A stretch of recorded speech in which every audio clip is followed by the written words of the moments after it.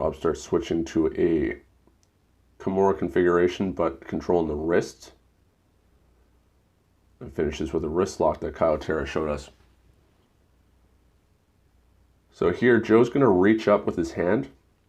And this is the mistake that gets made.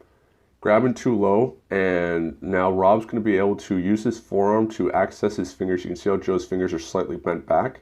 Rob's going to basically keep his wrist in this compromised position. Rob gable grips to just fully break the grip and gets a grip with his left hand on Joe's pinky with the underhook. He's going to reinforce that with his other hand now. So now to create a better angle, Rob's going to reset the position, butterfly hook the left leg, withdraw the right leg so that he can move his hips and sit back down into a armbar position. He's going to brace Joe's elbow into his hip, and he's going to access the wrist and fingers as a lever so that he can create a force vector by pulling in. This is going to put tremendous force into Joe's wrist. Rob lays back to De La Riva guard, and Joe immediately looks to frame and shed that hook. Keeps his hand there the whole time to stop Rob from being able to reestablish De La Riva. Rob's going to sit up, and Joe's head is too low to Rob's shoulder line, so Rob's able to overhead grip the guillotine. Clasps his hands together, presses Joe onto his back, and uses his legs to get to vegan style mount and be able to finish the choke.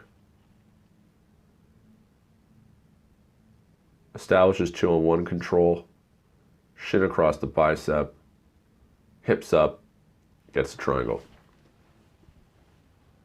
So here, moves to 2-on-1 control, framing Joe's hip with his right leg, uses it to generate base and hip off to the side.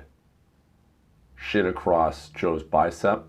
So now Rob has a frame that he's able to drive into Joe, and it makes it very difficult for Joe to actually move his arm. Rob's now going to base off of Joe's hip with his right leg to hip up and lock the triangle control.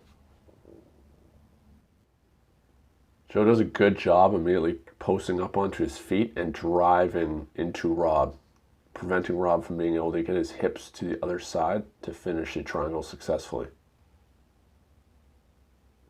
Rob switches to a Kimura grip,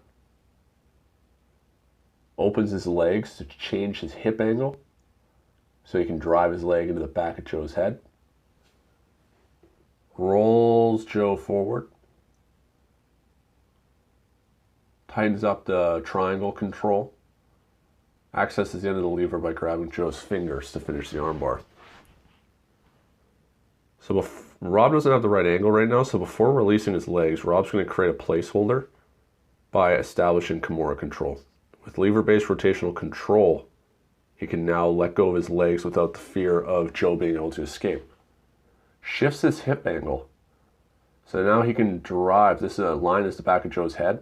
He can now drive his quad into the back of Joe, which is going to break Joe's posture and curl his neck forward. This is uncomfortable.